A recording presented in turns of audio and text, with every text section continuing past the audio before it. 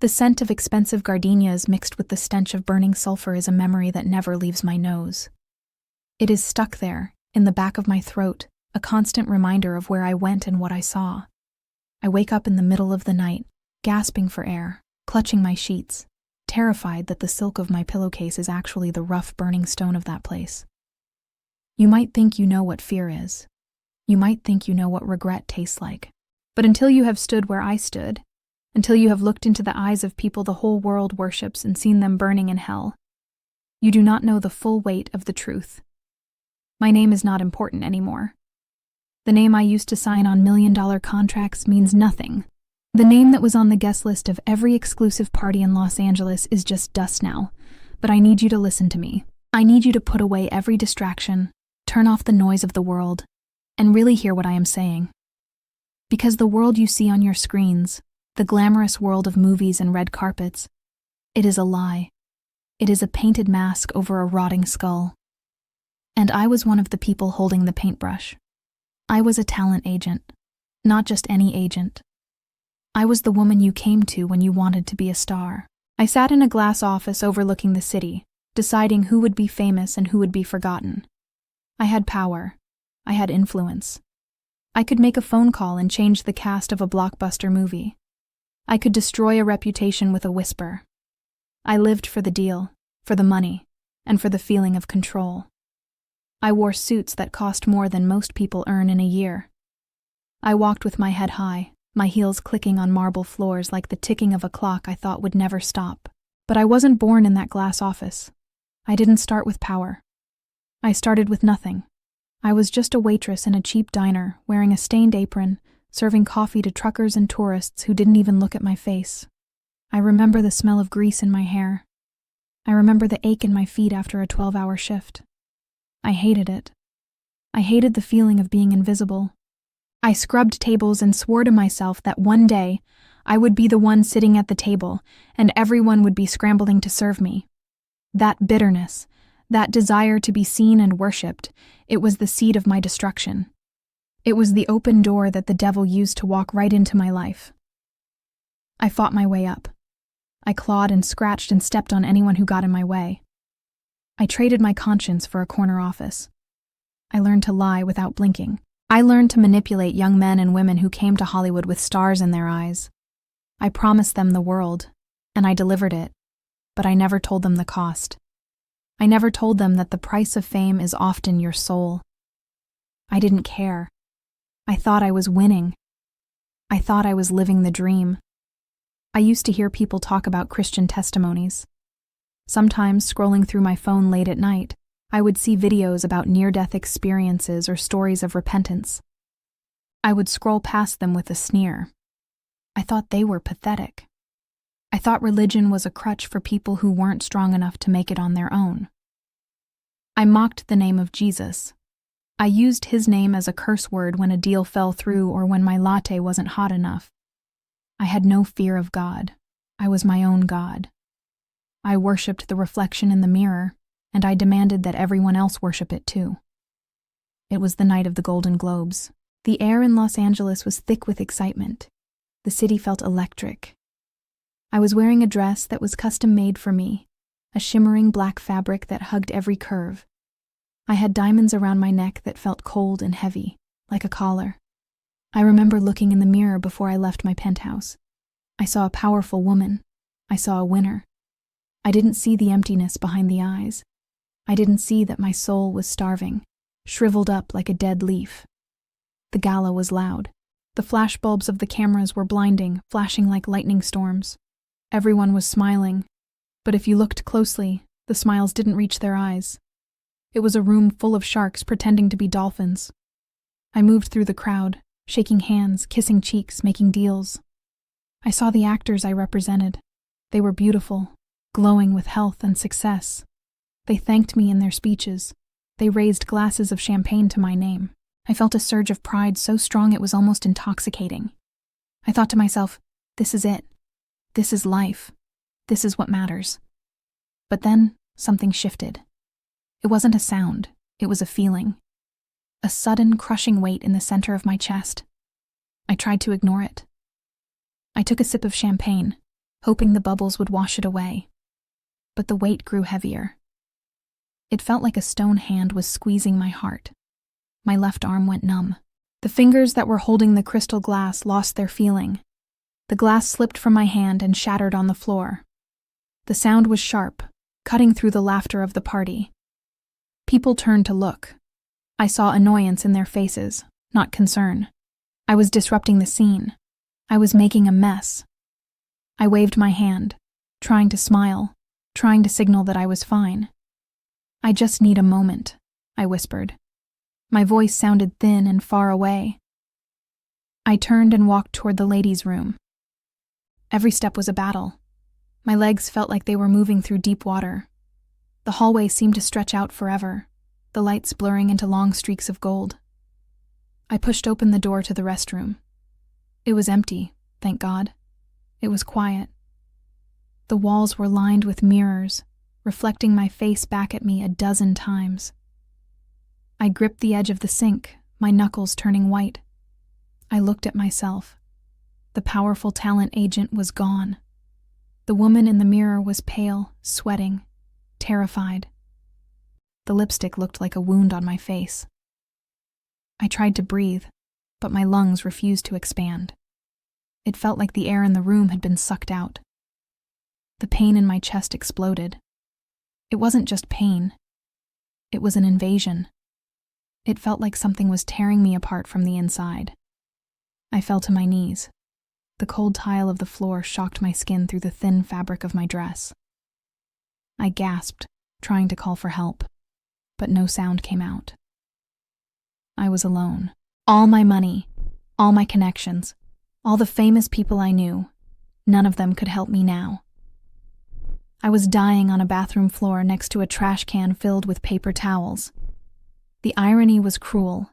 The waitress I used to be would have had to clean up this mess. Now, the powerful agent was the mess. I closed my eyes, and the darkness didn't just come. It swallowed me.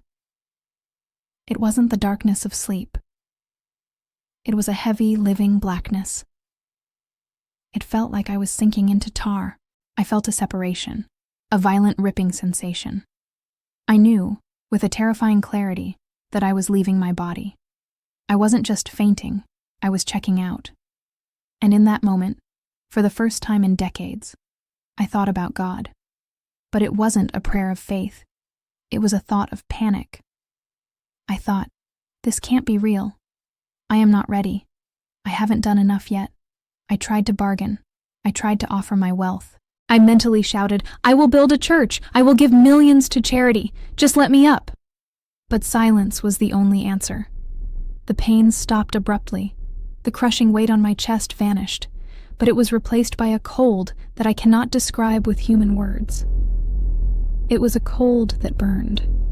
It was a cold that meant the absence of all life, all heat, all love. I opened my spiritual eyes. I was no longer in the bathroom. The mirrors were gone. The gold lights were gone. I was standing in a void. It was pitch black, but I could see myself. I looked down at my hands. They were translucent, gray, like smoke held together by fear. I was still wearing the gown, but it was tattered, like it had been rotting for 100 years. The diamonds around my neck were gone. Instead, I felt a heavy chain, invisible but crushing, pulling my head down. I stood up, or I floated up. I couldn't tell the difference. The ground beneath me didn't feel solid. It felt spongy, like decaying matter. I shouted, "Is anyone there?" My voice didn't echo. The darkness absorbed it immediately. There was no sound back, no sirens, no voices, no music, just a silence so loud it made my ears ring. Then the smell hit me. It wasn't the gardenias anymore. It was sulfur, burning hair, rotting meat, and something else. The smell of old, stagnant sewage. It filled my nose and made me gag. I tried to cover my face, but the smell was inside me. It was in the air I was trying to breathe. "Where am I?" I screamed. "I demand to see a manager. I am a VIP. Do you know who I am?" My pride followed me even into death. Can you believe that? Even standing in the dark, lost and terrified, I was still trying to use my status. I still thought I was the talent agent who could order people around. I thought this was some terrible mistake, some glitch in the universe that could be fixed if I just yelled loud enough at the right person. But there is no manager in this place. There is only the master of lies, and he does not take meetings. He takes prisoners. I started to walk. I didn't know where I was going, but I had to move. I had to find a light. I had to find a door. I told myself this was a hallucination. Maybe I was in a coma. Maybe this was the brain firing off its last neurons. I clung to that hope. I clung to the idea that this was just a bad dream. But deep down, in the core of my spirit, I knew the truth. I remembered the street preachers I had mocked. I remembered the tracts I had thrown in the trash. I remembered the times I had changed the channel when a sermon came on.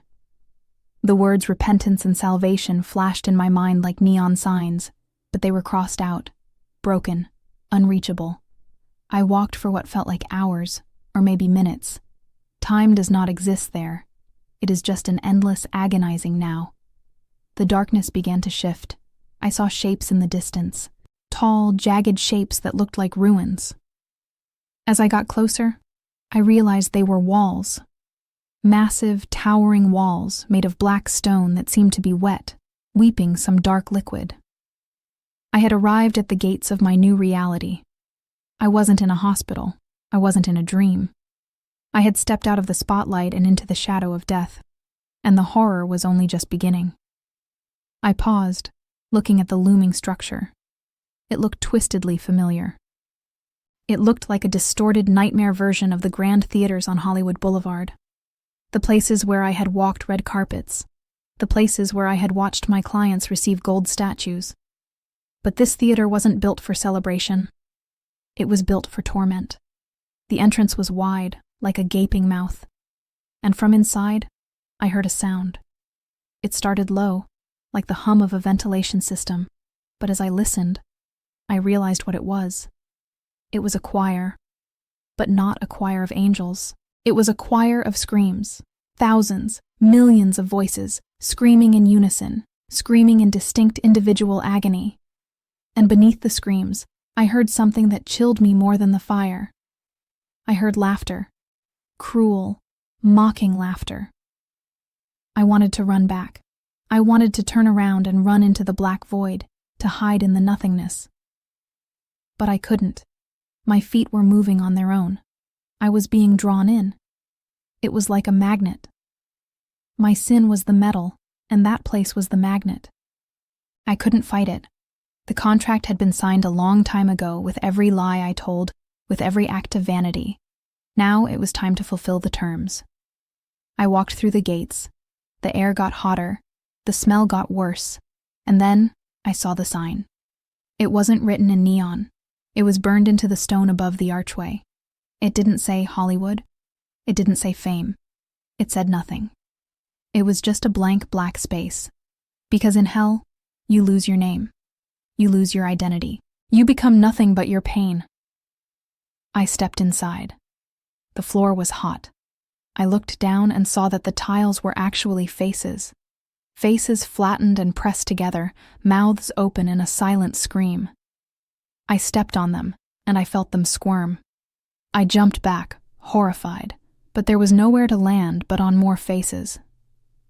"Welcome," a voice whispered. It was right next to my ear. I spun around, but there was no one there. "You wanted to be a star. You wanted to be watched. Now, everyone is watching." My heart, or whatever I had now, hammered against my ribs. I was the talent agent, the woman who made stars. And now, I was about to meet the stars I had idolized. I was about to see what happens to the idols of this world when the applause dies down and the eternal fire is lit. I took a breath of sulfur and stepped forward into the gallery. The interior of this place was vast, a cavern so high I could not see the ceiling, only a swirling, choking smoke that smelled of burning rubber. I expected a lobby. I expected a check-in desk. My mind was still running on the logic of the living world, the logic of Los Angeles, I looked around, my eyes adjusting to the dim, reddish light that seemed to pulse like a dying heart. "Excuse me," I shouted. My voice sounded thin, like tearing paper. "I am a talent agent with the Sunrise Agency. There has been a mistake.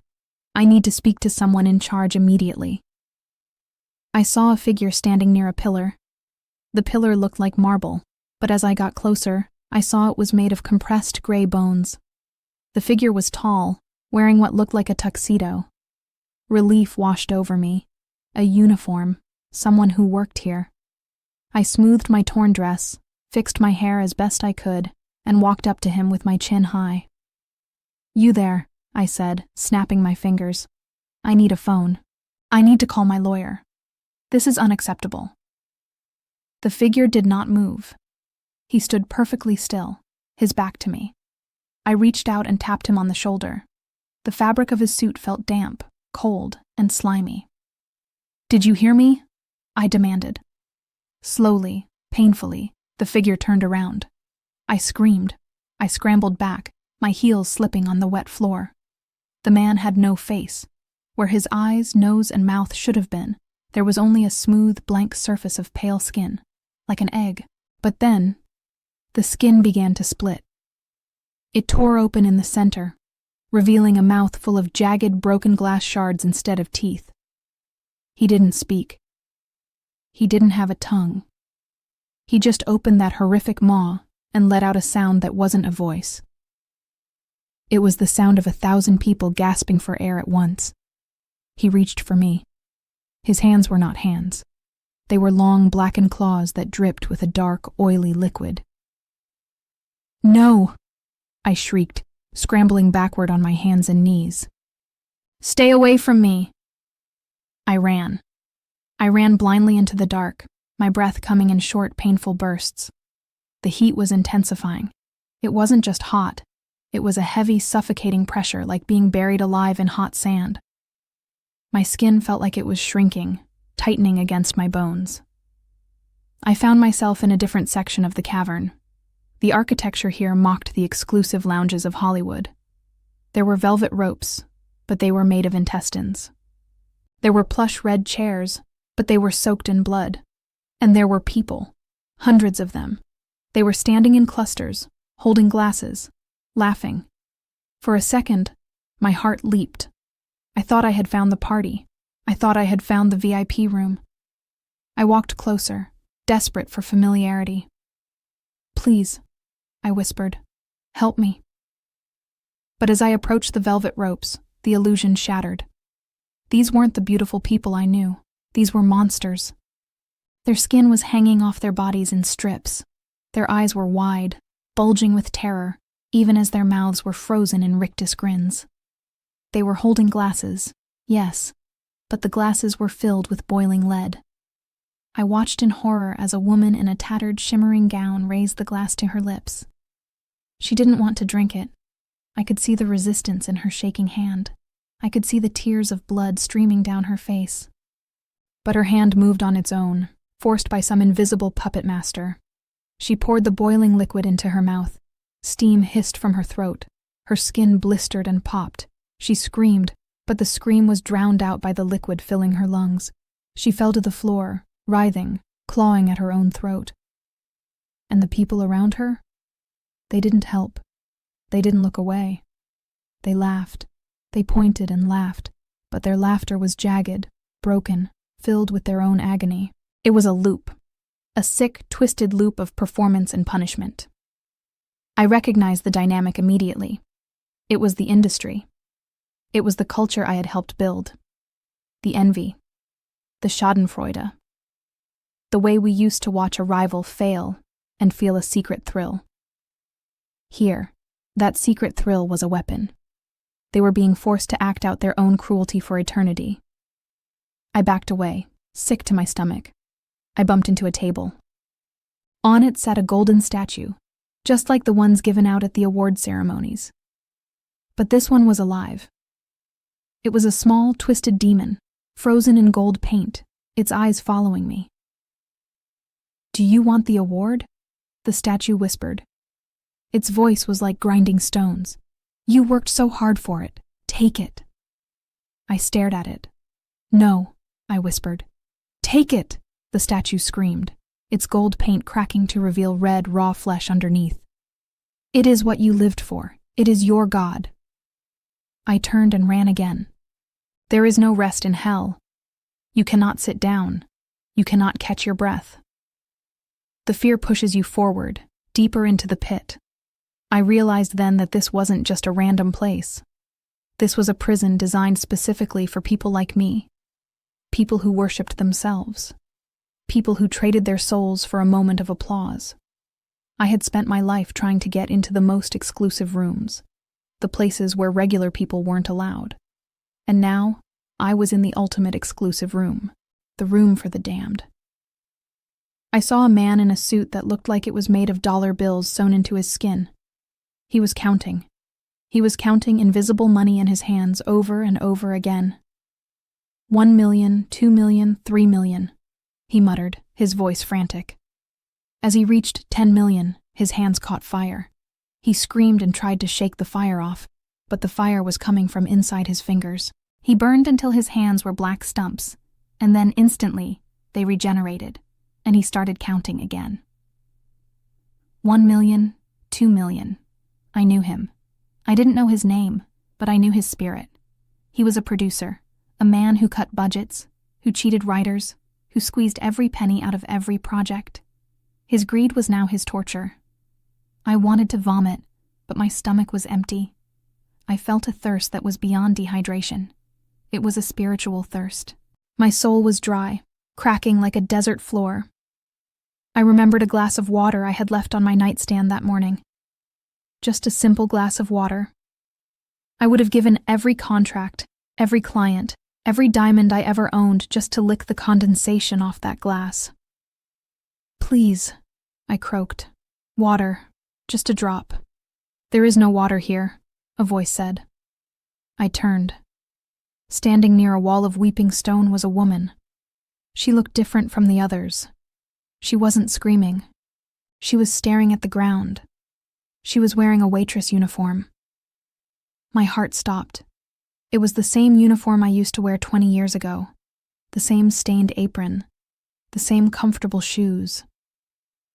I walked toward her, trembling. "Who are you?" She looked up. It was me. It was a younger version of me. The waitress I had tried so hard to kill. The girl who had dreams of love, of family, of a simple life before the ambition poisoned her blood. She looked at me with eyes full of infinite sadness. "You left me behind," the younger me said. Her voice was hollow. "You traded me for a seat at the table. Was it worth it?" I wanted to be someone," I stammered. "I wanted to matter." "You mattered to God," she whispered. "You mattered before you had a dime, but you didn't want his love. You wanted their applause." She pointed to the crowd of burning souls in the distance. "Now you have your audience, and the show never ends." As I watched, the younger version of me began to rot. Her skin turned gray and sloughed off. Her eyes fell out of their sockets. In seconds, she was just a skeleton in a dirty apron, pointing a bony finger at my heart. "You chose this," the skeleton rattled. "You signed the contract every day of your life." I fell to my knees, sobbing. But no tears came, only dust. The realization hit me like a physical blow. This wasn't a mistake. The manager wasn't coming to save me. There was no error in the paperwork. I belonged here. I had spent years reading scripts, looking for plot holes, looking for character flaws. Now, I was seeing the script of my own life, and the flaw was fatal.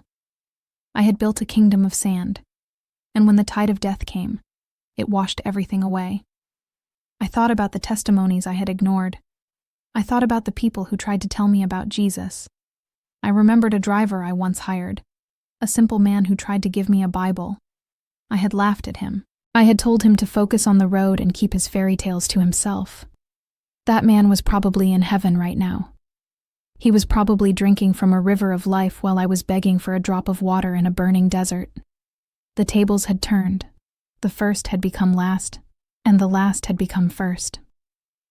I stood up, my legs shaking. I couldn't stay near the skeleton of my past self. It was too painful.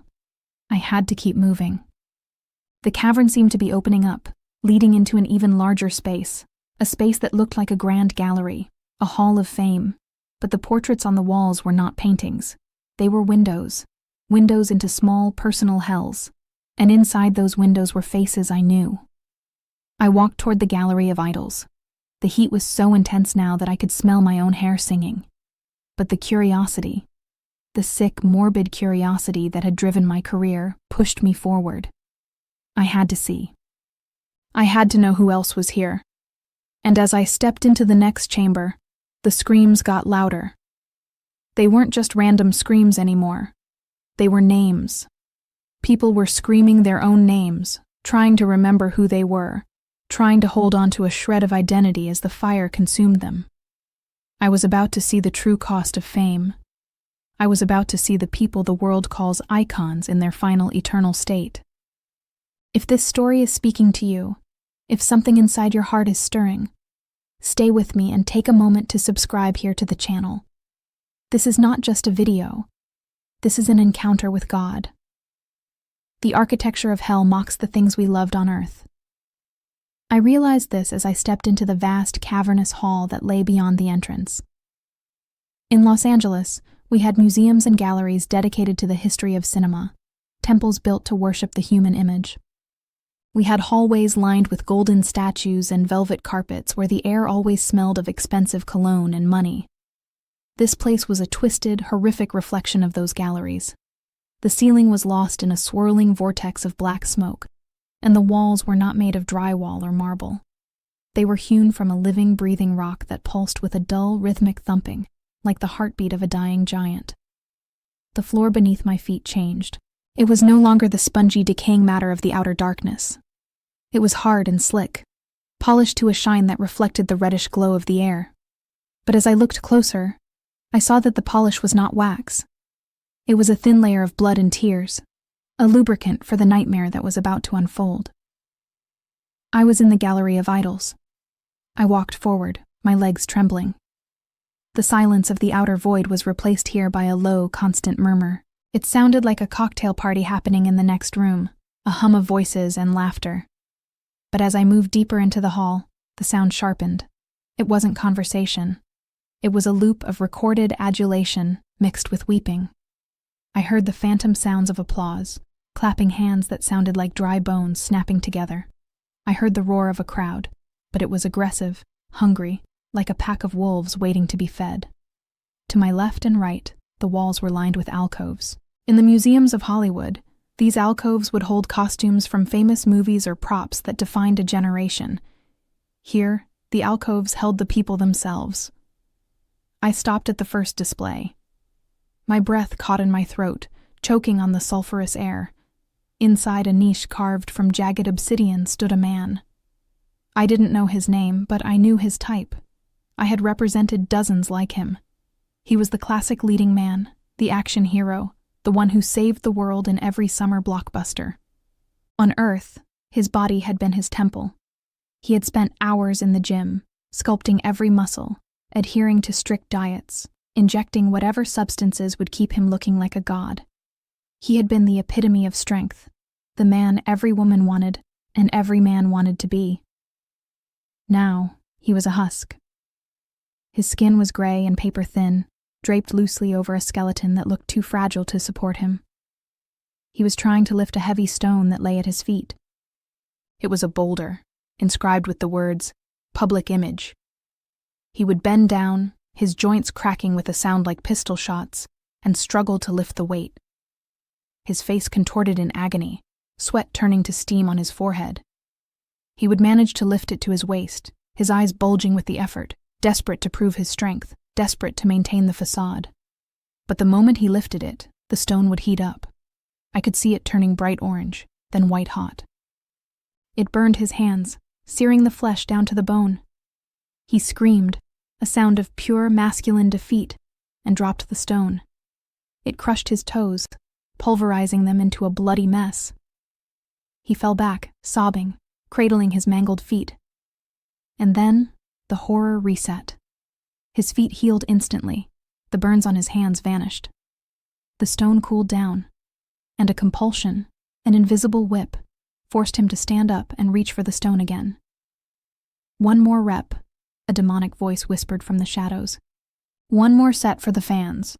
They are watching." I turned away, my stomach churning. I remembered the contracts I had negotiated for men like him. I remembered fighting for their trailer size, their personal trainers, their protein shakes. I had fed that vanity. I had told them that their physical appearance was the most important thing in the universe. I had helped build the prison he was now locked in. I walked to the next alcove. This one was larger, draped in what looked like red velvet, but upon closer inspection, the velvet was actually raw, skinless muscle tissue. Inside was a woman. She was stunningly beautiful, or at least she had been. She was the kind of actress who graced every magazine cover, the face of luxury perfumes and high-end fashion lines. Her career had been built on her face. She had spent millions on surgeries, treatments, and creams to fight the natural process of aging. She had been terrified of a single wrinkle.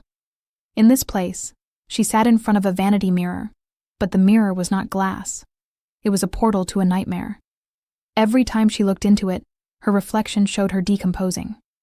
She saw her skin rotting, her eyes falling out, her lips withering away. She screamed and grabbed a scalpel that lay on the table. With trembling hands, she began to cut her own face. She was trying to fix it. She sliced away the imaginary rot, carving into her own perfect cheeks, trying to sculpt herself back into perfection. Blood poured down her designer gown, but she didn't stop. She was obsessed. She was trapped in the cycle of correction. "Is it straight?" she mumbled, slicing her own nose. "Do I look young? Do I look fresh?" Behind her, a group of small, impish demons held up cameras. The flashes went off like strobe lights, blinding her, disorienting her. Each flash burned her skin like a cigarette burn. "Look here," they screeched. "Smile for the camera. Who are you wearing?" She smiled, a ghastly, bloody grin, posing for the torture. She couldn't stop performing. The camera was her god, and now it was her executioner. I backed away, tears streaming down my face. I knew this woman. I had sat in meetings with her.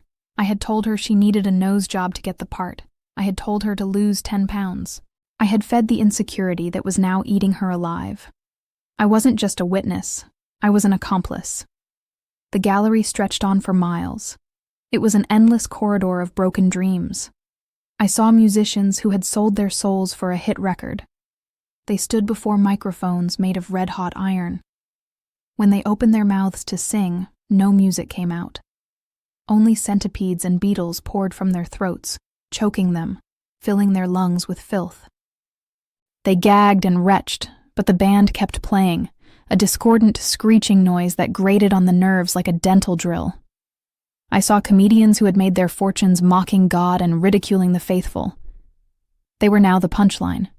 They were forced to laugh, a hysterical, unending laughter that racked their bodies with spasms. They laughed until their ribs broke. They laughed until they coughed up blood. They begged to stop, but the laughter was a reflex they couldn't control. They were choking on their own mockery. "This isn't funny!" one of them shrieked between bouts of manic laughter. "Please, make it stop! It's not funny anymore!" But the audience, the shadows in the dark, just laughed harder. I walked faster, trying to shut my eyes. But in hell, you cannot close your eyes. Your eyelids feel like they have been cut off. You are forced to witness everything. You are forced to see the truth you ignored in life. I remembered the Christian testimonies I had heard about people seeing hell. They often talked about fire and demons. And yes, those things were here. But the true horror of the Gallery of Idols was the psychology of it. It was the specific, tailored nature of the punishment. It was the realization that the thing you loved most on earth, the thing you put before Jesus, became the instrument of your torture. If you loved money, you were crushed by it. If you loved fame, you were burned by the spotlight. If you loved lust, you were consumed by a hunger that could never be filled. I felt a tug on my arm. I looked down. A young man was crawling across the floor. He was dragging himself by his elbows.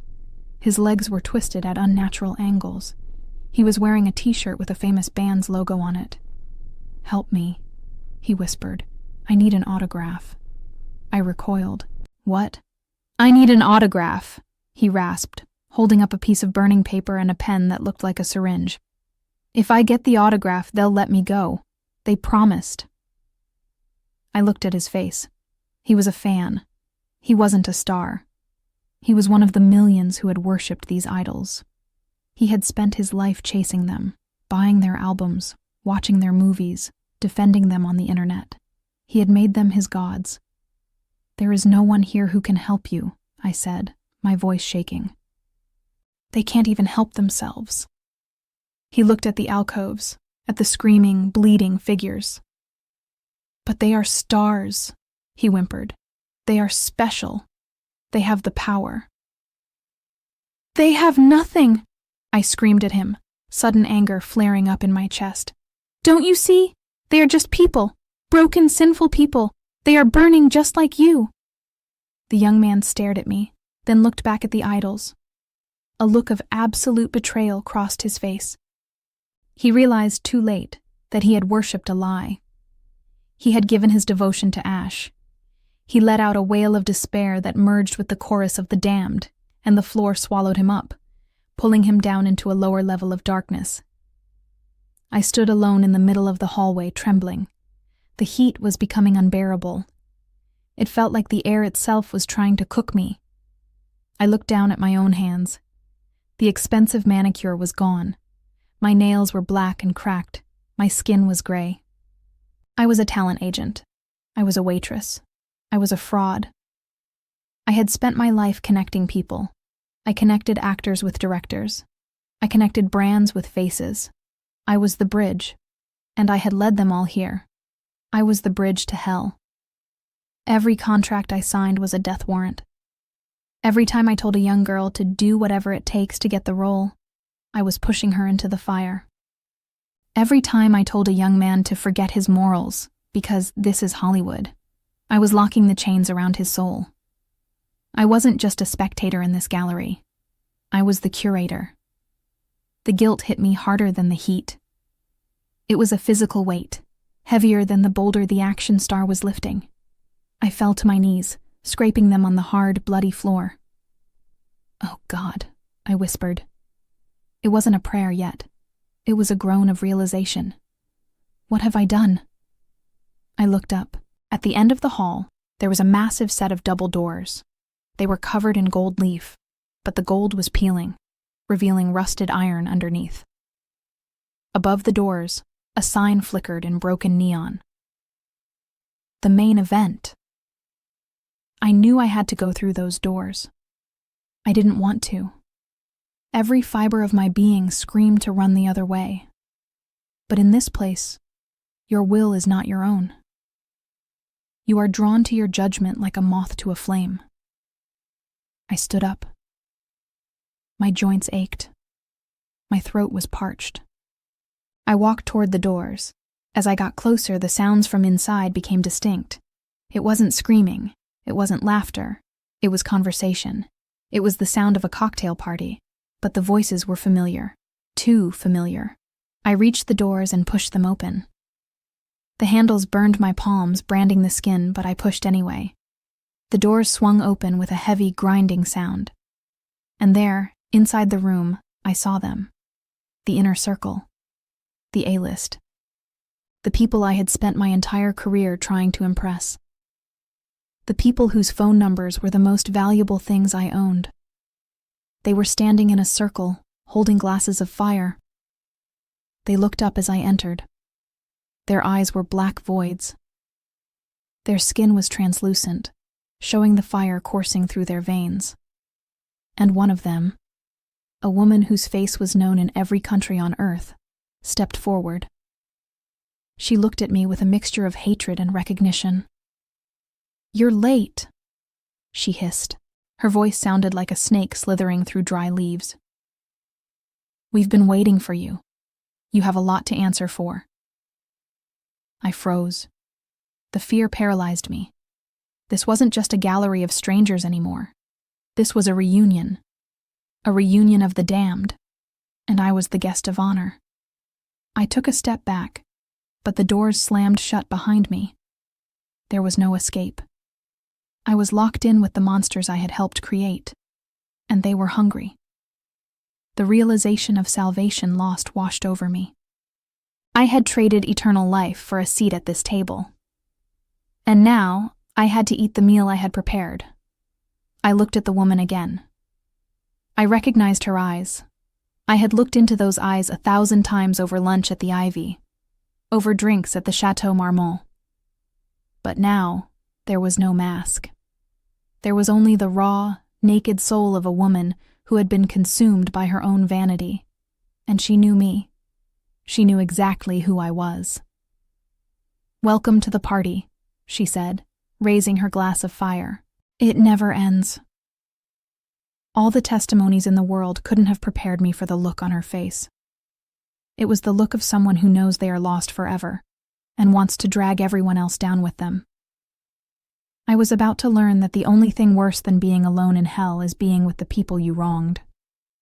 The double doors slammed shut behind me with a finality that shook the floor. The sound was like the lid of a stone coffin sliding into place. I was inside. I was in the room where it happens. I was in the inner sanctum of the A-list. In Los Angeles, getting into a room like this would have been the pinnacle of my career. It would have meant I had made it. It would have meant I was powerful. But here, in the belly of hell, it meant I was trapped in a cage with the most dangerous animals in the zoo. I stood with my back against the hot metal of the doors, breathing hard. The air in the room was different here. In the hallway, it smelled of sulfur and rot. Here, it smelled of something sweet and cloying, like flowers that had been left on a grave for too long. It was the smell of decaying lilies mixed with the copper tang of fresh blood. The room was dimly lit by chandeliers made of jagged bone, dripping with a luminescent slime that cast long, sickly shadows on the walls. And in those shadows, they stood. The stars, the icons, the people whose faces I had seen on billboards 10 stories high. The people whose names were known in every household from Tokyo to New York. I took a step forward, my legs feeling heavy, like I was walking through wet concrete. My eyes darted from face to face. At first glance, in the flickering light, they looked almost normal. They were wearing tuxedos and gowns. They were holding crystal glasses. They were standing in small groups, leaning in as if sharing a secret. But then, the illusion flickered. I approached a man I knew well. I had negotiated his contract for a superhero franchise 3 years ago. He was handsome, charming, the kind of man who could light up a room just by walking into it. I remembered sitting across from him at a lunch meeting, laughing at his jokes, feeling important just because he was paying attention to me. "David?" I whispered. I reached out a trembling hand. He turned to look at me, and I screamed. I clamped my hand over my mouth to stifle the sound, but it came out as a strangled whimper. His face was sliding off. The skin on his cheeks was loose, drooping down like melted wax. His jaw was unhinged, hanging open at an impossible angle. But the worst part was his eyes. They were the only thing that hadn't changed. They were the same intense blue eyes that had captivated millions on the movie screen. But now, they were filled with a terror so deep, so absolute, that it felt like looking into a bottomless well. He tried to speak to me. I saw his throat muscles working. I saw his tongue moving. But his mouth was fused shut at the corners. The skin had grown together, sealing his lips in a permanent, grotesque silence. He was trying to scream, but the sound was trapped inside his head. I could see the veins in his neck bulging, turning black with the effort. He was banging on the glass of his own body, desperate to be heard, but hell had taken his voice. He raised his glass to me. I looked inside. It wasn't champagne. It was filled with maggots. They were writhing, climbing over each other, spilling over the rim and onto his expensive suit.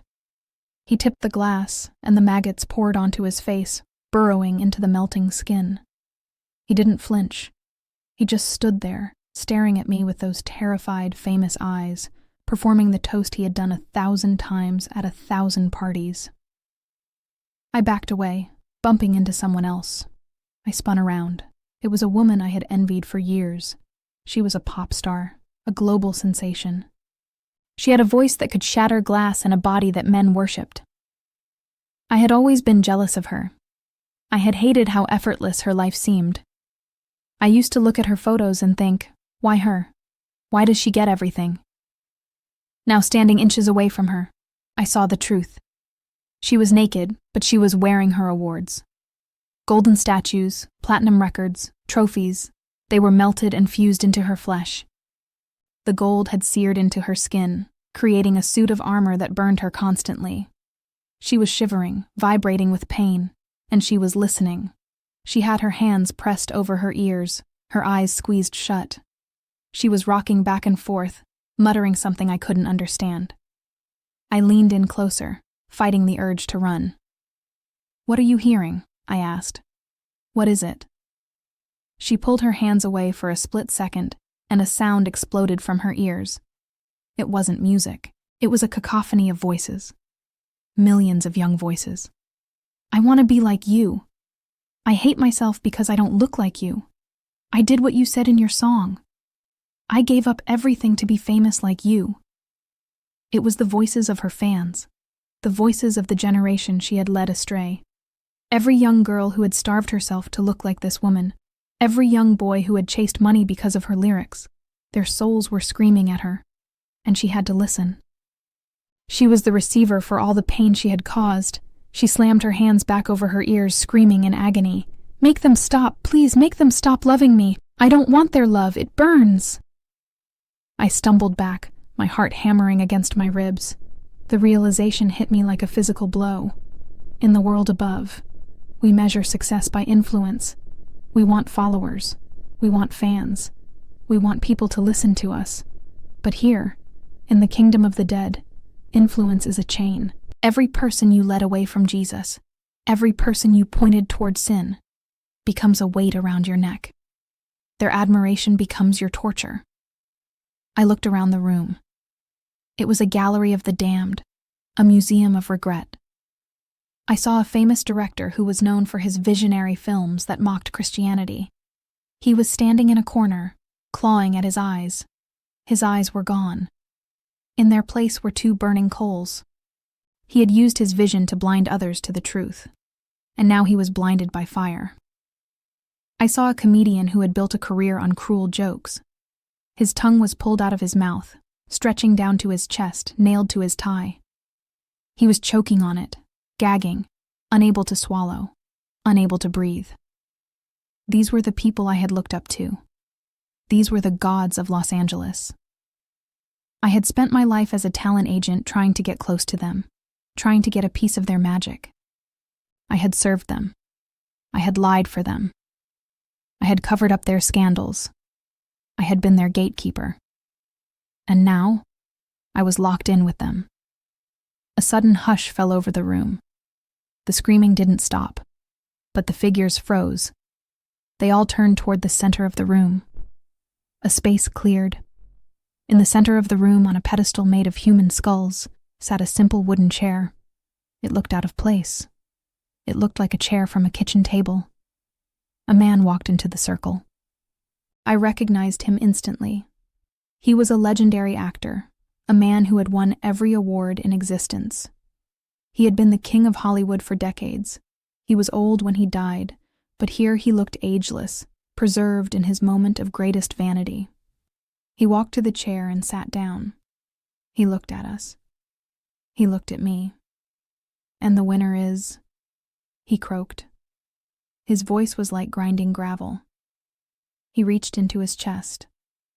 He literally reached his hand into his own chest cavity, tearing through the expensive fabric of his tuxedo, tearing through his skin and ribs. He groaned, a sound of unimaginable pain, but he didn't stop. He rooted around inside his own body. He pulled out his heart, but it wasn't a heart, it was a stone, a black, cold, jagged stone. He held it up to the light.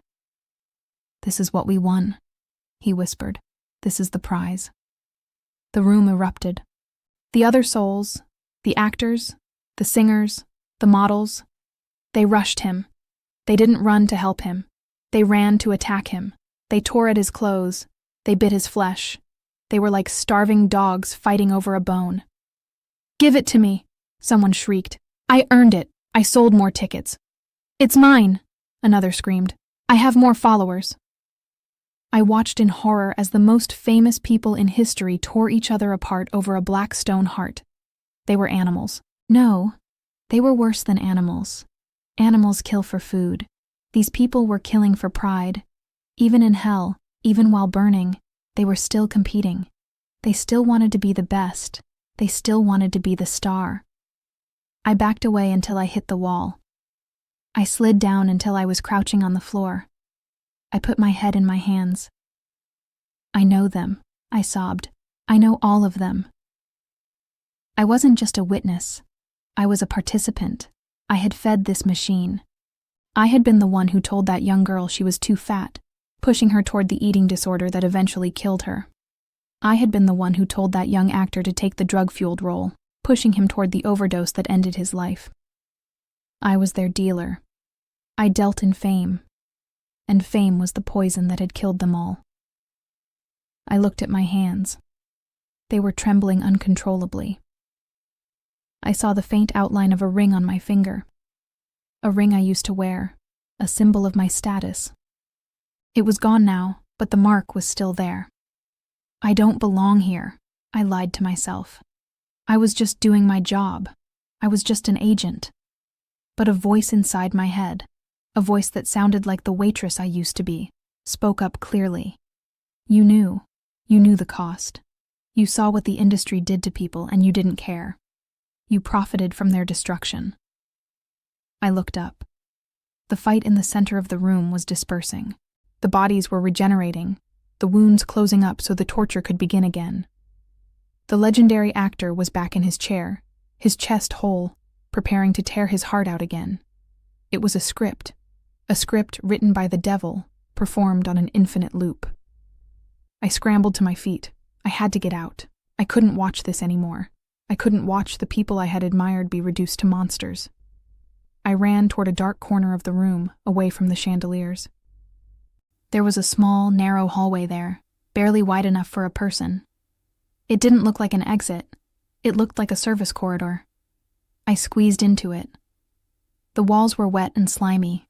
It was pitch black. I had to feel my way forward, my hands touching the cold, damp stone.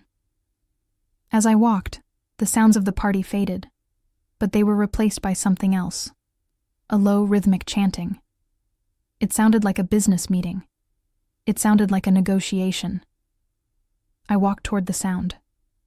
I was the talent agent. Negotiations were my territory. If there was a deal to be made, maybe I could make it. Maybe I could negotiate my way out of this pit. The arrogance of that thought makes me sick now. I actually thought I could cut a deal with hell. I thought I could outsmart the darkness. But you cannot negotiate with a debt that has already been paid in sin. I emerged into a small, circular room. It looked exactly like my old office. The same glass walls, the same modern furniture, the same view of the Los Angeles skyline. For a second, relief washed over me so strong I almost fainted. I was back. It had all been a nightmare. I was back in my office. I walked to my desk. There was a contract sitting on it. A pen lay next to the paper. I sat down in my leather chair. It felt real. The smell of leather, the cool air conditioning, it was all there. I reached for the pen. "Just sign," a voice said. I looked up. Sitting across from me was not a client. It was not a producer. It was a creature of such terrifying beauty that it hurt my eyes to look at him. He was golden, shining with a light that was almost blinding. He looked like an angel. He looked like the most perfect movie star who had ever lived. But as I stared, the gold began to flake away. The beautiful skin began to rot. The light began to dim, revealing a darkness underneath that was colder than the void outside. "Who are you?" I whispered. "You know me?" The figure smiled. and his teeth were made of contracts, tiny folded papers with names written in blood. I am the one you have been working for your entire life. I am the CEO of this agency. He pushed the contract toward me. Sign it, he said. Renew the deal. You serve me, and I give you what you want. I looked at the paper. It wasn't a standard contract. It was a list of every sin I had ever committed, every lie, every act of greed, every moment of pride. And at the bottom, in the space for the signature, was my name. It was already written. I didn't write that, I stammered. Oh, but you did, he purred. Every day you chose yourself over God. You wrote a letter of your name. You finished it tonight. The room began to dissolve. The glass walls shattered, revealing the fires of hell burning outside. The leather chair turned into a jagged rock. The beautiful figure rotted completely, revealing a skeletal demon with horns that scraped the ceiling. I wasn't in my office. I was in the deepest part of the pit, and I was about to face the full weight of my own choices. The demon stood up, towering over me. You like to control people's lives, he hissed. You like to own them. Now, you will see what it feels like to be owned. I tried to run, but my feet were fused to the floor. The demon reached out a hand, and in his palm, I saw a vision. I saw the faces of the people I had hurt. Not the famous ones, the little ones, the assistants I had screamed at, the family I had ignored, the poor I had stepped over. And among them, I saw the face of Jesus. He wasn't angry. He was weeping. The pain of seeing his tears was worse than the fire. It was the pain of a heart breaking for eternity. No, I screamed. I didn't mean to. I just wanted to be successful. Success, the demon laughed, and the sound was like a landslide. You have succeeded. You are here. You are ours. He lunged at me, and the world went black. The darkness did not bring unconsciousness. In hell, you are never granted the mercy of sleep. The darkness was a heavy, suffocating blanket that smelled of old ink and dry rot. When the demon lunged at me, he didn't tear my flesh, not yet.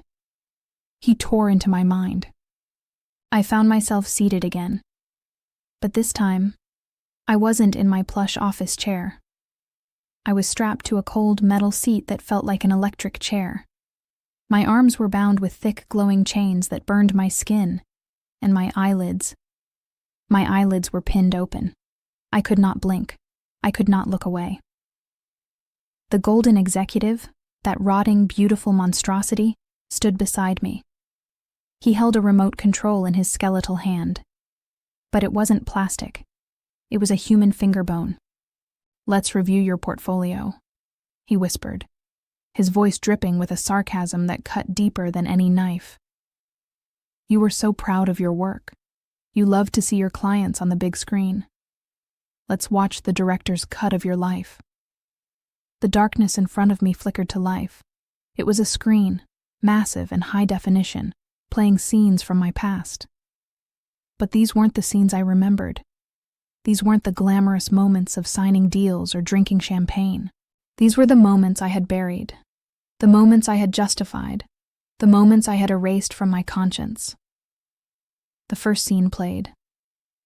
I saw a young girl. I remembered her. Her name was Sarah. She was 19, fresh from a small town in Ohio. She had come to my office wearing a floral dress, clutching a Bible in her purse. She had a voice like an angel and a heart that was pure. She wanted to sing gospel music. She wanted to inspire people. I saw myself on the screen. I looked powerful, confident.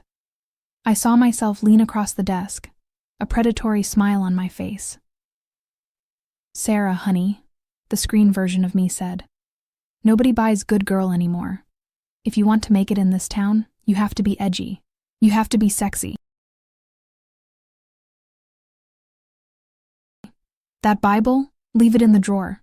That cross around your neck, take it off. It offends the investors. I watched Sarah's face fall. I saw the conflict in her eyes. I saw her hand tremble as she reached up and unclasped the small gold cross her grandmother had given her. "No!" I screamed from my metal chair in hell. "Don't do it, Sarah! Run! Run away from me!" But the screen didn't stop.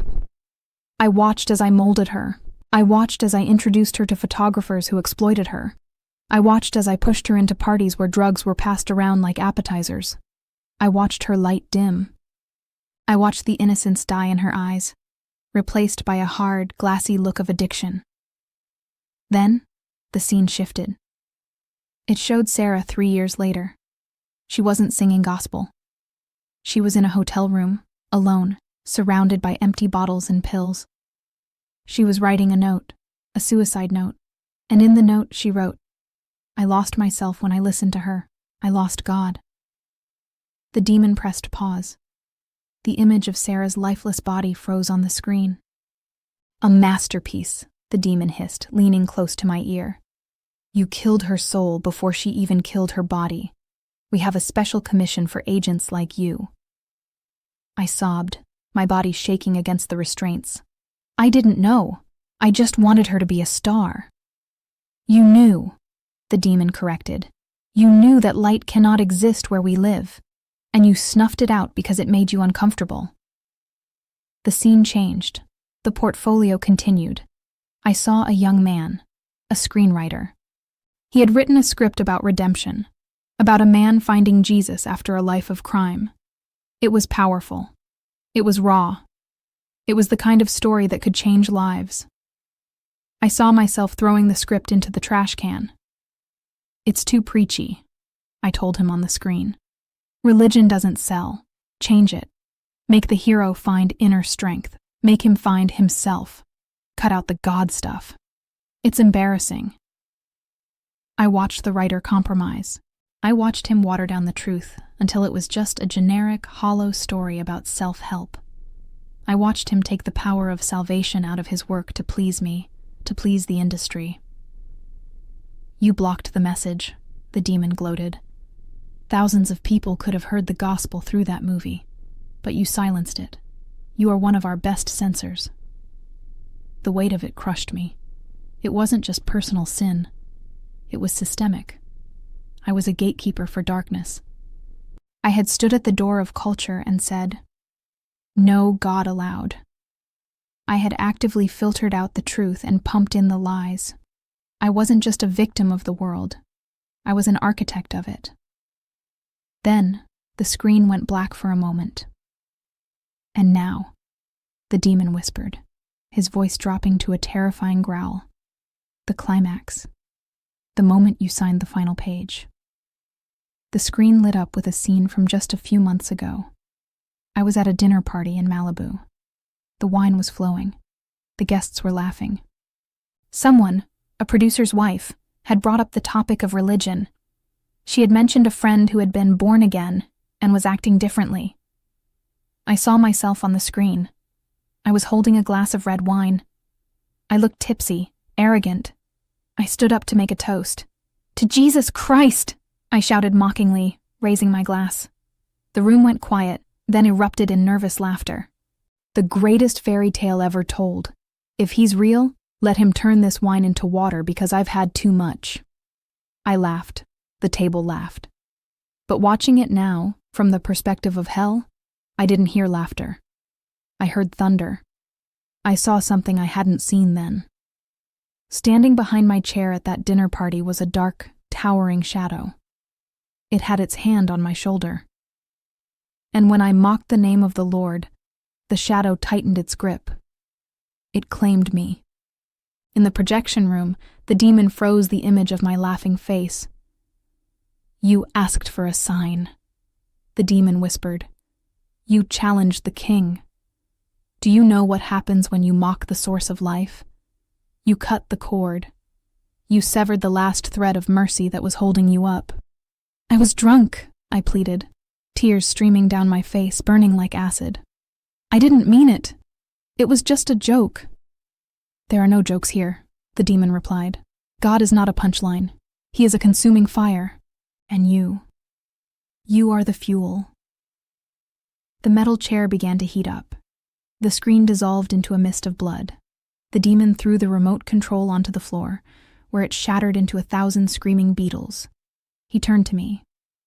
The rot on his face had advanced. His jaw was hanging by a single tendon. His eyes were gone, replaced by writhing maggots. "You loved contracts," he gurgled. "You loved binding people to your will. Now you will wear the contract." He reached into the darkness and pulled out a garment. It wasn't a dress. It wasn't a suit. It was a gown made of parchment.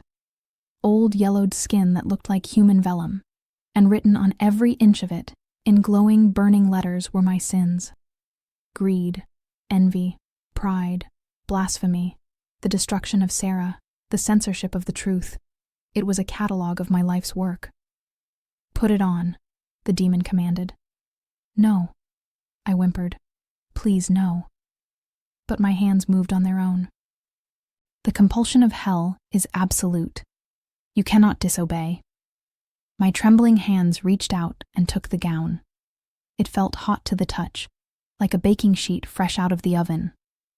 I stood up from the chair, the chains falling away only to be replaced by the weight of the garment. I pulled the gown over my head. The moment the fabric touched my skin, I screamed. It wasn't just heat. It was a spiritual searing. The words on the gown were burning into my flesh. I could feel the name Sarah branding itself onto my chest. I could feel the word blasphemy searing into my back. The gown shrank, tightening around me, fusing with my skin. I was wearing my sin. I was wrapped in my own shame. "It fits perfectly," the demon sneered. "Custom made." He snapped his fingers, and a mirror appeared before me. But this wasn't the flattering lighting of a dressing room. This was the harsh, exposing light of judgment. I looked at myself. I was a monster. The gown was part of me now. The text was glowing like embers. I looked like a walking scroll of iniquity, and my face, the face I had spent thousands of dollars to maintain, was sliding off, revealing the skull beneath. "You wanted to be seen," the demon said, his voice fading as he stepped back into the shadows. "Now, everyone will read you. You are a bestseller in the library of the damned." I fell to the floor, clawing at the gown, trying to rip it off. But I was only ripping my own skin. The pain was unbearable. It was a constant throbbing reminder of every wrong choice, every selfish act. I lay there, curled in a ball, surrounded by the smell of my own burning flesh. The darkness pressed in. The screams of the gallery of idols echoed in the distance. I was alone with my contract. And in that moment of absolute despair, when my pride was finally, completely broken, a memory surfaced. It wasn't a memory of Hollywood. It wasn't a memory of success. It was a memory of the waitress. I remembered a Tuesday night at the diner 20 years ago. It was raining. The diner was empty except for one old man in the corner booth.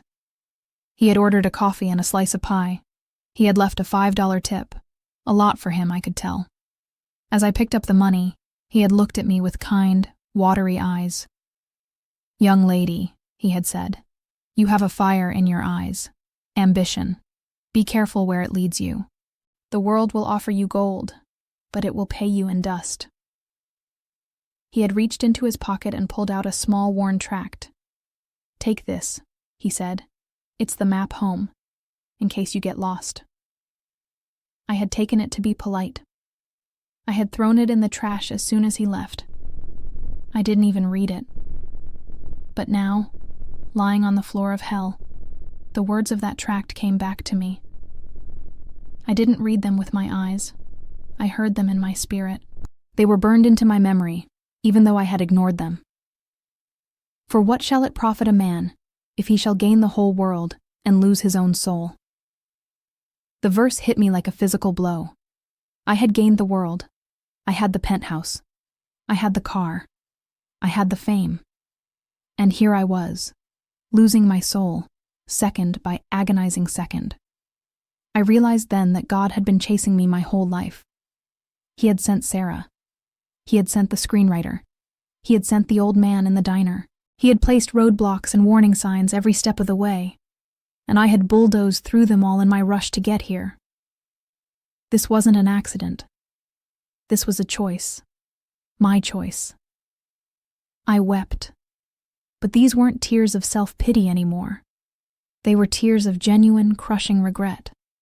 I didn't want the pain to stop just so I could be comfortable. I wanted the pain to stop because I realized I had offended the creator of the universe. I had spat in the face of love. "I'm sorry," I whispered into the cold floor. "I'm so sorry."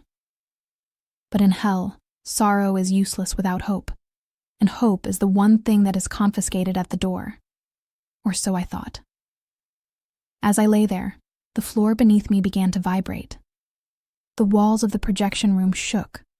A sound, different from the screams, different from the laughter, began to rise. It was a deep, resonant hum, like the sound of a massive trumpet being blown miles away. The demon stepped out of the shadows, looking around nervously. The confidence was gone from his posture. "What is that?" he hissed. "Stop it. Stop thinking about him." I looked up. Thinking about who?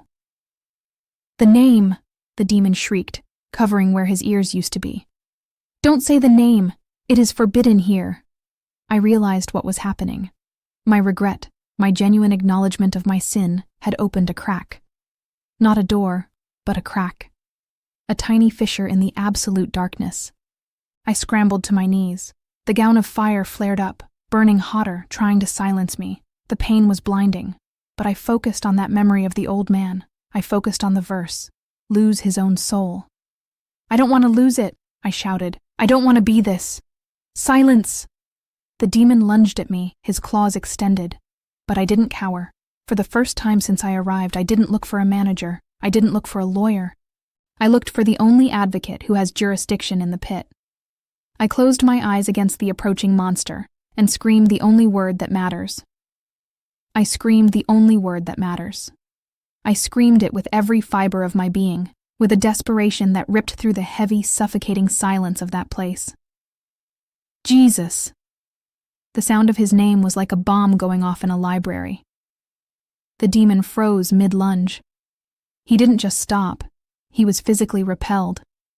It was as if a shockwave of invisible light had exploded from my mouth. He shrieked, a sound of pure, unadulterated terror, and scrambled backward, crashing into the wall of my office. His skeletal body convulsed, smoke pouring from his joints. "Do not say it," he screeched, his voice cracking. "It burns! It burns us!" I didn't stop. I couldn't stop. The name of Jesus was the only anchor I had in this ocean of fire. "Jesus, help me! Jesus!"